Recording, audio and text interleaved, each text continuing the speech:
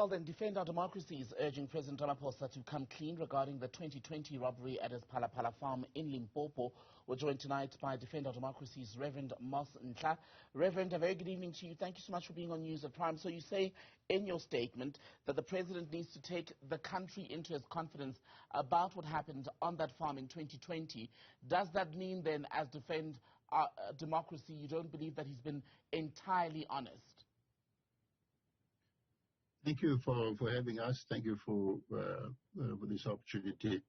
Yes, I think that the campaign is of the view that the president would do well to take the country in his confidence and come clean with regard to the charges that have been leveled against him. I think that all of them suggest that there's very little transparency in what has happened over the last 2 years since the crime was committed up till now. And so that leaves many questions unanswered without suggesting that whether, the president is guilty or not. It would simply help to be transparent and upfront about what actually happened there.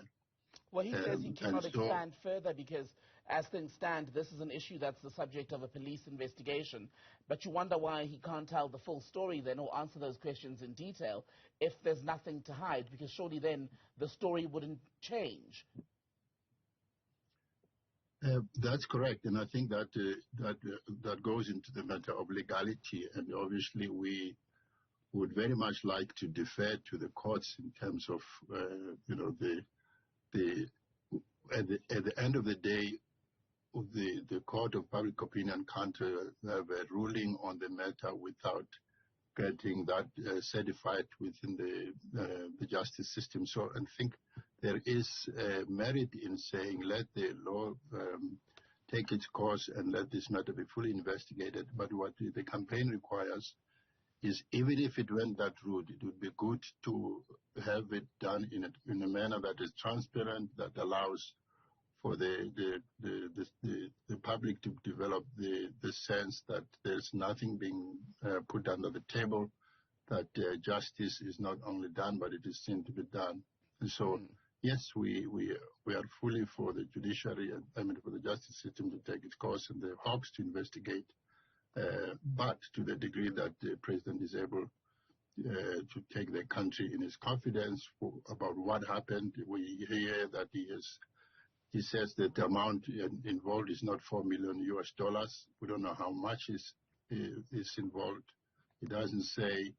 It would help if he simply said what the figure was, but he selected not to mention that, and so we don't know why, because it just leads to speculations.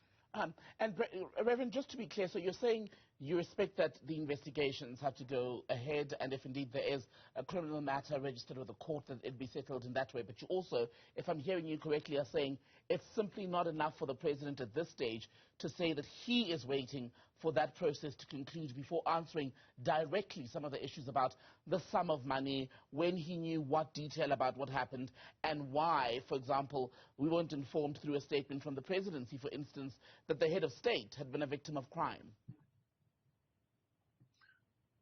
Well, it seems that has been answered in the statements that were made with regards to why he didn't report it. There was this about not wanting to strike panic in the farming community. Whether or not that would help the farming community, we don't know. But that's the reason that we advanced. But yes, there are details to this whole 2-year process that if indeed innocence is to be imputed to the president, and there's a confidence to be built, there's much to gain for the president saying upfront X amount was stolen, and he, was he involved in apprehending the culprits in any way? Did he influence the arm of the law to act one way or the other? All of those things, if he simply came up and said, I didn't do that, and I think that would help. And it's one thing, Reverend, pardon me, and you touched on this in your previous response. It's one thing to defer to the legal processes and say, let the law take its course.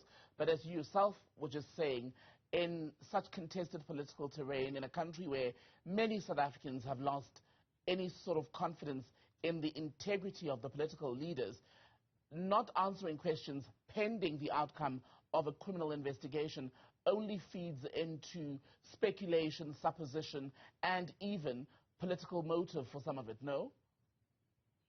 Correct. I think the president would only benefit by dispelling any of the anxieties that tends to build up in this kind of environment. And to the degree that he withholds information, the risk he runs is that he will spend whatever confidence capital that he has with regard to the South African society.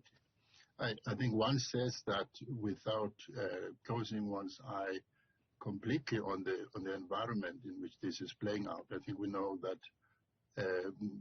this happens within a factionalized ruling party where we are actually not witnessing simply the fact that livestock was sold and money not declared, but we are also looking at a bigger contest of political power between two factions that are at war for the soul of our democracy. And so to that extent, the campaign would simply want to know what damage occurs to the democracy if the president behaves in a way that he is, if he further reduces the confidence of the voter